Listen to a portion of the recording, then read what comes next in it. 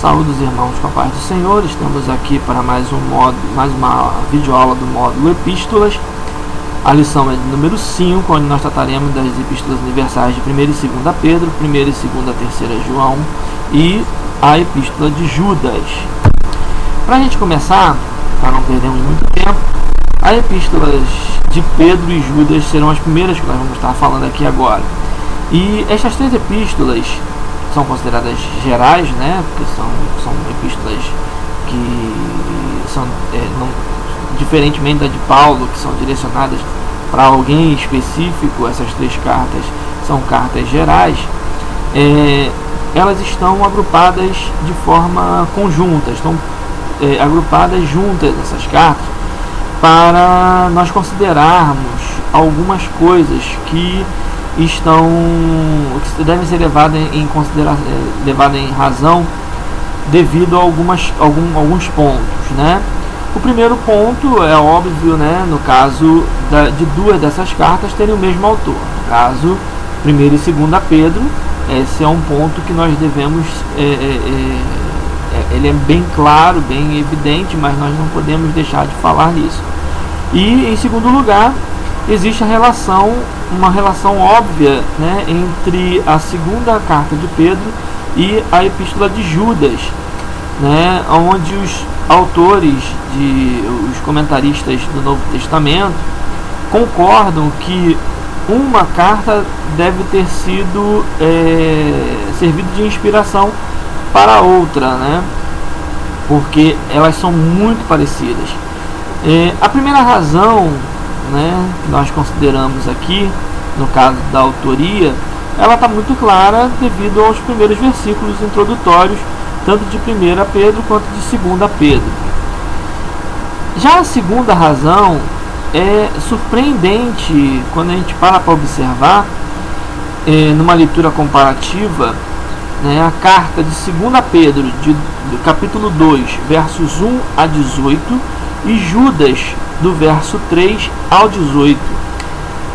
Fica muito evidente que essas duas passagens são quase idênticas no modo comparativo. Essas relações serão discutidas no momento que estivermos falando de cada uma das cartas, mas já pare um momento para poder fazer uma leitura do capítulo 2, versos 1 a 18 de 2 Pedro e de Judas, verso 3 a 18, e veja como o assunto tratado é tratado de forma muito igual, muito idêntica. Então, vamos falar um pouquinho da primeira carta de Pedro, né? A primeira carta de Pedro, a gente tem que começar falando da questão da autoria, né? Em todas as epístolas nós tivemos esse cuidado de tratar da autoria das cartas, né? O autor, que se identifica como Pedro, apóstolo de Jesus Cristo, capítulo 1, verso 1 de 1 Pedro, faz ficar muito claro que não tem o que se discutir, para não dizer que foi Pedro que escreveu, né? Não tem nenhuma razão para a gente duvidar, pois as evidências externas, né, como também as internas, são muito antigas e são muito convincentes de que o apóstolo Pedro escreveu essa carta. De forma externa, nós temos Eusébio, por exemplo, que colocou essa carta no grupo denominado de homologômena, né, que são aqueles escritos cristãos universalmente reconhecidos e aceitos pela igreja. Irineu, que foi outro pai da igreja, talvez tenha sido o primeiro escritor patrístico a citar essa carta e nomear Pedro como seu autor. Existem traços claros de seu uso mesmo por Clemente de Roma em sua carta à igreja de Coríntios. Policarpo também citou de forma muito contundente a epístola de 1 Pedro. E Basílides, que também fez uso da carta sem mencionar o nome do autor. Mas essa carta era muito reconhecida na época. O autor de 1 Pedro, ele mostra claramente que quer se identificar, né? Então, 1 Pedro, capítulo 1, verso 1, ele já diz logo: Pedro, apóstolo de Jesus Cristo. E afirmando isso, né, tanto direta como indiretamente, ele quer mostrar que é uma testemunha dos sofrimentos de Jesus. Capítulo 1, verso 8, né? Vamos lá, 1 Pedro, primeira carta de Pedro, primeira epístola de Pedro. Vamos lá, 1 Pedro. Vamos pegar nossas Bíblias. Capítulo 1, no seu verso 8, diz assim: ao qual, não o havendo visto, amais, no qual, não o vendo agora, mas crendo, vos alegrais com gozo inefável e glorioso. E aí, no capítulo 2, verso 23, ele diz assim, que o qual, quando injuriavam, não injuriava, e quando padecia, não ameaçava, mas entregava-se àquele que julga justamente. Você vê que ele faz uma narração de uma forma que mostra que ele viu ou estava presente ao evento, né? O verso 24 ainda diz assim, que levando ele mesmo em seu corpo os nossos pecados sobre o madeiro, para que, mortos para os pecados, pudéssemos viver para a justiça, e pelas suas feridas foste sarados. Mas o capítulo 5, no verso 1 de 1 Pedro, é sem dúvida nenhuma o que mais declara, que mais mostra a intenção de afirmar que ele conheceu e viveu com Cristo, né? Onde ele diz assim: aos presbíteros que estão entre vós, admoesto eu, que sou também presbítero com eles, e testemunha das aflições de Cristo, participante da glória que se há de revelar. Ou seja, ele estava presente lá nos momentos, ele foi testemunha das aflições de Jesus. Então, essa primeira parte do nosso estudo nos mostra que internamente também fica muito claro que tem tudo para ser Pedro o autor da carta, né? E o corpo da carta revela muitas características, né, dos ensinos de Jesus, né? As evidências, você pode dar um pause na videoaula e ver as referências, né? Só para você entender, as referências estão assim: 1 Pedro 2,12 está se referindo ao ensinamento de Jesus em Mateus 5,16. 1 Pedro capítulo 2, versos 13 a 17, está se referindo ao ensinamento de Jesus em Mateus 17, 24 e 27.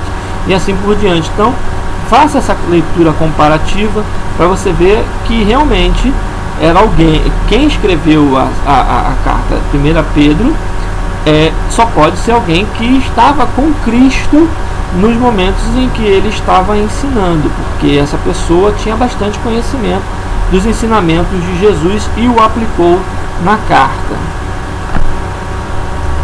Também tem uma comparação de 1 Pedro com os discursos de Pedro em Atos, né? E aí fica muito evidente que as semelhanças de pensamento e de fraseologia, ou seja, das frases usadas por Pedro em Atos, nos mostra que essa carta certamente foi escrita pelo apóstolo Pedro.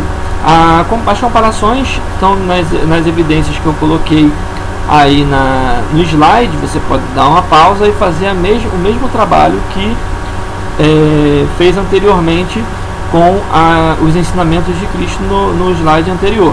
Então fica da mesma forma, 1 Pedro 1,10, né, vendo com Atos 3, 18 a 24, né, 1,10 e versos seguintes, né? 1 Pedro 1,17 e Atos 10, 34, 1 Pedro 1,20 e subsequentes até 3, 21 e Atos 2, 23 e 32, e assim vai. Você vai fazer essa comparação e vai verificar que Pedro tinha as evidências são muito claras para a autoria do apóstolo Pedro. Bom, tendo a autoria já solucionada, então nós temos agora como tratar da data e local.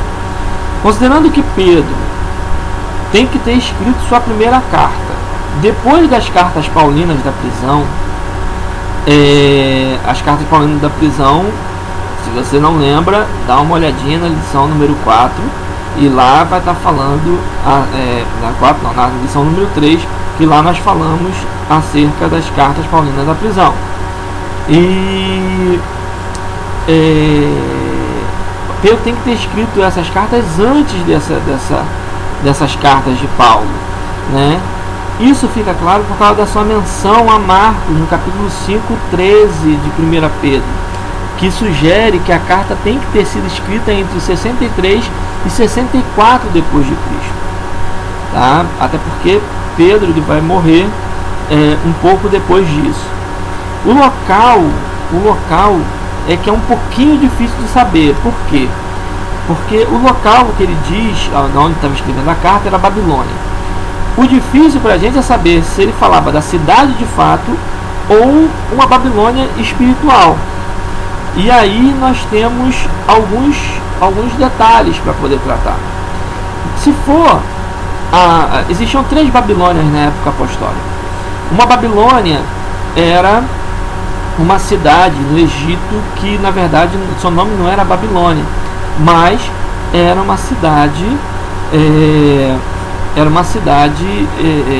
que, pela sua degradação moral, espiritual, ela era chamada de Babilônia. Nós também tínhamos Roma como sendo comumente chamada de Babilônia. Então nós vamos ver várias vezes Roma sendo chamada de Babilônia no Novo Testamento. Mas também é difícil dizer se ele estava lá em Roma, né? E existia uma cidade que era a cidade de Babilônia de fato. Só que essa é muito difícil dele estar nessa cidade, porque apesar de alguns historiadores como José declararem que existiam algumas pessoas que moravam nessa cidade ainda, que era a antiga Babilônia, o número era muito pequeno, porque Babilônia já não era mais uma grande cidade, mas era um vilarejo totalmente destruído, com pouquíssimas pessoas. Então, a maioria dos comentaristas do Novo Testamento concordam que a Babilônia que ele estava dizendo era Roma. Mas isso, assim, através de conjectura, de encontros de versículos, né? Se Marcos estava com ele lá no capítulo 5:13, provavelmente foi um pouco depois da morte de Paulo. Então ele, logo depois que Paulo morreu, Marcos foi ter com Pedro, e aí nós temos essa localização de Pedro ali em Roma. Também é muito difícil a gente falar se Pedro e Paulo estiveram juntos, porque nós acreditamos que se Pedro e Paulo estivessem juntos em Roma, provavelmente eles teriam se mencionado. Bom, os destinatários da carta eram estrangeiros dispersos nas cidades de Ponto, Galácia, Capadócia, Ásia e Bitínia.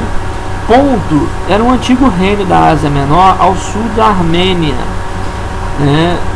Se você tiver como entrar na internet, achar um mapa, não irá ajudar um pouco nesse conhecimento. Então, assim, Ponto era um antigo reino da Ásia Menor ao sul da Armênia. Galácia estava a oeste da Capadócia, né? E ao sul do Mar Negro. A Capadócia estava logo ao sul do Mar Negro. A Ásia aqui certamente é Éfeso, porque Éfeso era a cidade principal, então certamente qualquer carta relacionada à Ásia era certamente enviada para Éfeso, que fazia a distribuição, a divulgação dessa carta para as demais cidades. E Bitínia, que ficava a leste de Ponto. Então você vê que é uma cidade ao lado da outra. E o interessante é que essa colocação de Pedro em referência a essas cidades testemunha que ele estaria em Roma, porque essa sequência de cidades é exatamente a sequência de cidades de quem está saindo de Roma em direção descendo para a Ásia. Então ele passava obrigatoriamente por essas cidades. Então faria muito sentido ele estar em Roma, escrever a carta e mandar para essas cidades que estavam alinhadas. O objetivo da carta, né, era ratificar aos cristãos perseguidos daqueles lugares por causa da fé, de que devem sofrer como Cristo sofreu, vivendo para a glória de Deus, anunciando o Evangelho. Esse era o objetivo da primeira carta de Pedro. Concluído isso, nós então agora entramos na segunda carta de Pedro. E apesar de ser amplamente defendida como verdadeira autoria de Pedro, é esta carta a mais contestada entre todas as do Novo Testamento. Não tem nenhum outro texto do Novo Testamento que tenha tanta dúvida ou que tenha sido tão contestada a autoria do seu autor, né? E olha que nós temos Hebreus que até hoje não se sabe quem foi que escreveu, mas 2 Pedro é muito complicado. Por quê? Porque o estilo linguístico das cartas são muito diferentes. Somando isso ao grande número de textos que eram assinados com o nome de Pedro, comprovadamente falsos, como Atos de Pedro e alguns outros textos, 2 Pedro teve severas dificuldades para ser aceita.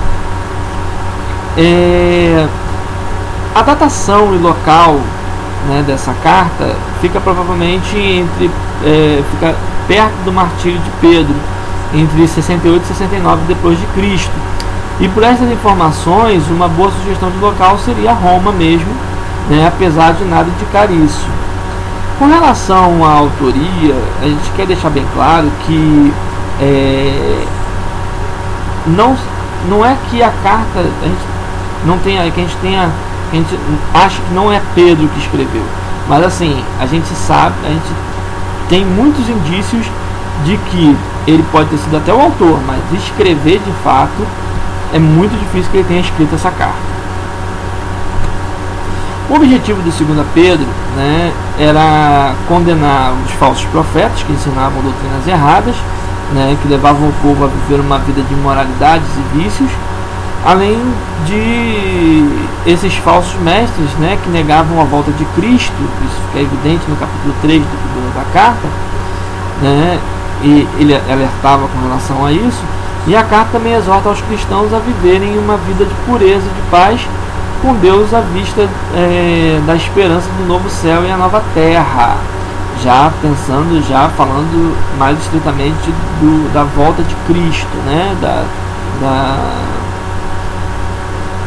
do juízo final, né, novo céu, a nova terra. Estamos falando já dos últimos capítulos de Apocalipse. Bom, com isso agora a gente vai falar agora um pouquinho da carta de Judas. A Epístola Geral de Judas é um dos menores livros da Bíblia, contendo apenas 25 versículos, né? E este livro é quase desconhecido pelos cristãos modernos.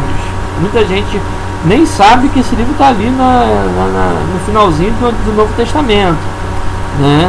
E isso é muito triste, porque é uma carta riquíssima, é uma carta muito bonita, muito bem escrita, né? E que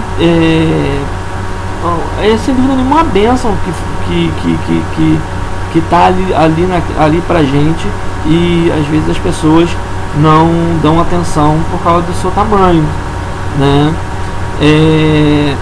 Ela faz parte dos grupos dos livros chamados antilegômenos. O que são os antilegômenos? Antilegômenos é a designação dada a 7 livros que só no final do 5º século foram aceitos por todas as igrejas cristãs como fazendo parte do cânon do Novo Testamento. A lista completa dessas cartas é Hebreus, Tiago, 2 Pedro, Judas, 2 João, 3 João e Apocalipse. Esses textos foram muito debatidos pela igreja para poder serem aceitos no cânon bíblico, né? E aí nós tratamos um bocado disso na época que nós falamos sobre bibliologia. Aos alunos que estiveram no módulo de bibliologia, que quiserem, que devem estar bem recordados disso. Nós falamos bastante sobre a formação do cânon. E aquele que não esteve no módulo de bibliologia pode estar vendo as aulas de bibliologia e para poder entender um pouquinho da formação do cânon, para poder não se perder.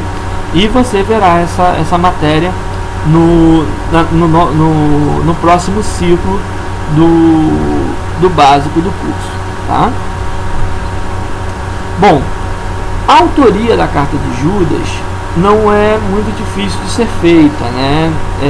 Apesar de algumas pessoas questionarem, né? Fica muito claro que a mesma análise que é feita para Tiago tem que ser feita para Judas. Judas era um nome que era muito comum no primeiro século, e dentro do Novo Testamento só no Novo Testamento nós temos 6 homens que têm o nome de Judas. Judas Iscariotes, que foi um dos 12, Judas, filho de Tiago. Nós temos também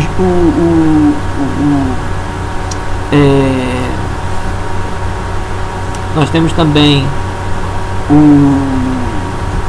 o Judas que é chamado Labeu, né, uma pronúncia tardia, né, alternativa em Mateus 10:3, né? E nós temos o Judas, irmão de Jesus, então olha lá, Tiago, José, Judas e Simão, citado em Mateus 6:3. Temos também Judas da Galileia, e nós temos também Judas de Damasco e Judas Barsabás. Com todos esses candidatos, não tenho muita dúvida de que o autor só pode ser Judas, o meio-irmão de Jesus, porque os demais não preenchem. Porque, por exemplo, o Judas Iscariote já está fora, porque ele, além de ter traído, ele se suicidou. O outro Judas é filho de Tiago, é um outro Tiago, ele fazia parte dos 12. Nós sabemos que esse também não poderia ser, tá? Porque ele diz que na carta de Judas ele deixa claro que ele não está falando, que ele não é esse Judas filho de Tiago, porque lá no primeiro capítulo ele diz assim, ó, Judas, servo de Jesus Cristo, irmão de Tiago. Ora, se ele é irmão de Tiago, então não fica dúvida nenhuma de que esse Judas é o meio-irmão de Jesus. Porque se nós fizermos a análise de que Tiago é o meio-irmão de Jesus, Judas tem que ser o meio-irmão de Jesus, tá? E os outros também não batem com a descrição da pessoa autora do livro da carta de Judas. O objetivo dessa carta é muito direto. Ela é dirigida a uma igreja, né, ou um grupo de igrejas, não fica claro isso, né, que estavam sendo vítimas dos ensinamentos de falsos mestres. O autor faz repreensão contra o comportamento imoral desses perturbadores e aconselha os leitores a se manterem firmes na fé. É uma carta bem curtinha, mas bem rica. Bom, falar dessas cartas, então nós vamos falar agora das cartas joaninas. Bom, nós temos 5 livros no Novo Testamento que são atribuídos ao apóstolo João: o Evangelho de João, o Apocalipse e as 3 cartas que são chamadas Epístolas de João ou Epístolas Joaninas. Estes 5 livros, conhecidos como literatura joanina, contêm os 3 tipos de literatura encontrados no Novo Testamento: histórica, epistolar e apocalíptica. É um único conjunto de escritas que contém as 3 partes envolvidas, tá? Histórica, não fica dúvida nenhuma, que é o Evangelho; epistolar, que são as cartas; e apocalíptica, que é o livro escatológico, o principal livro escatológico da Bíblia, né? As 3 epístolas estão incluídas no grupo de escritos neotestamentários, denominado como epístolas gerais, apesar de 2ª e 3ª João não terem características de epístolas gerais, tá?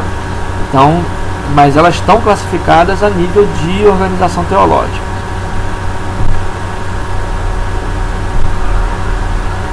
As 3 epístolas são fortemente encarnadas do Evangelho do Apóstolo João, né? E como nunca cessaram de fazer arder os corações dos cristãos com um tema tão bem proposto como o feito pelo Evangelho, que é o amor. O tema central das 3 cartas, assim como do Evangelho de João, é o amor, né? E eles são de estrutura muito simples, né? Assim como o Evangelho, as 3 cartas de João são uma estrutura muito simples, mas um pensamento extremamente profundo. Apesar dele ter uma escrita relativamente simples no conteúdo, a sua ideia é muito profunda, porque ele fala de coisas que transcendem a racionalidade humana. Quanto à autoria, não há dúvida que as 3 cartas foram escritas por um único autor. 2ª e 3ª João são chamadas inclusive de irmãs gêmeas. As 2 últimas comparadas com a primeira carta de João, não sobra dúvida que o autor é a mesma pessoa. As provas de que o autor foi João, o apóstolo, vêm da incrível e exaustiva similaridade com o Evangelho do apóstolo João. Isso fica muito claro.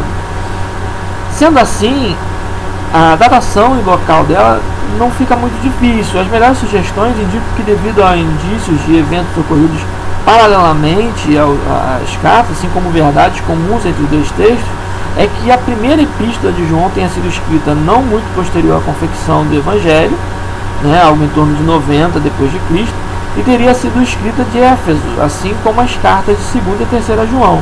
A gente sabe, a nível de tradição, alguns relatos dos pais da igreja, que João terminou seus dias em Éfeso e não em Patmos, né? Nós já falamos sobre isso lá quando a gente estudou o Evangelho de João, que ele não ficou em Patmos, não. Isso aí fica para outro papo. Bom, sendo assim, vamos diretamente para os objetivos, né? O objetivo de 1 João, né, que não tem um destinatário, é uma carta que adverte contra falsos mestres e aconselha a permanência firme na fé e no amor. Os falsos mestres de seu tempo pregavam que Jesus não havia vindo em carne, e o autor adverte que tal doutrina vem do anticristo. Esse é o ataque dos gnósticos da época. Quem estudou conosco, está estudando conosco já há mais tempo, vai lembrar bem que os gnósticos são aquele grupo de cristãos que acreditavam que Jesus não tinha vindo em carne, né? E com isso eles pregavam uma série de heresias, e João alertava acerca disso. Já a 2ª João é uma carta que tem como destinatário alguém que é descrito como a senhora eleita. Alguns defendem ser uma mulher piedosa, enquanto outros sugerem que seja um tratamento carinhoso dispensado a uma igreja. Essa interpretação que é dada levaria então ao pensamento imediato de que os filhos citados na carta seja a membresia dessa igreja, né? E o objetivo da carta é para que os leitores se amem mutuamente, tomando cuidado com doutrinas falsas que estavam sendo espalhadas. João lutou muito contra os gnósticos. João talvez tenha sido dos apóstolos o que mais lutou contra o movimento gnóstico da época nascida, até porque ele foi o que ficou mais tempo. Ele pegou essa fase dos gnósticos, ele morreu já velho, enquanto os outros apóstolos morreram martirizados. Ele morreu já perto do ano 100, né? Já a 3ª João é destinada a um homem chamado Gaio, que era dirigente de uma igreja. A gente não tem muito o que falar dele, a gente tem muito pouco que se pode afirmar sobre este Gaio, né? Senão que o que está no verso 1, né, dessa carta, uma vez que é impossível dizer se este Gaio é algum dos mencionados em Atos, Romanos e Coríntios. São 3 pessoas, são 3 Gaios que são citados, mas é muito difícil dizer que é algum deles. João não foi específico com relação a isso, então pode ser uma outra pessoa. E o objetivo da carta é bem pastoral, né, onde o autor elogia Gaio por andar na verdade e dar testemunho da verdade, além de dar abrigo a refugiados de perseguição pelo amor a Cristo, né? Ele também condena um certo Diótrefes e dá bom testemunho acerca de Demétrio. Então ele faz uma comparação entre Demétrio e Diótrefes, mostrando como Gaio tinha que proceder com relação a estes dois homens, né? Talvez alguns sugerem que alguma situação ocorreu na igreja, onde Diótrefes teria feito alguma coisa e plantado alguma ideia falsa em relação a Demétrio, e essa fofoca ou essa intriga tenha sido solucionada, ou pedido uma solução por João, né, em favor de Demétrio. Mas isso é só uma sugestão de comentaristas bíblicos do Novo Testamento. Bom, com isso nós terminamos a nossa quinta videoaula do módulo Epístolas, e nós vamos agora também no próximo vídeo nós estaremos fazendo uma revisão do módulo Epístolas para preparar para os irmãos para a prova. Amém? Então vamos aguardar o próximo vídeo. Amém? Uma paz, uma boa noite, um bom dia ou uma boa tarde. Em nome de Jesus. Amém.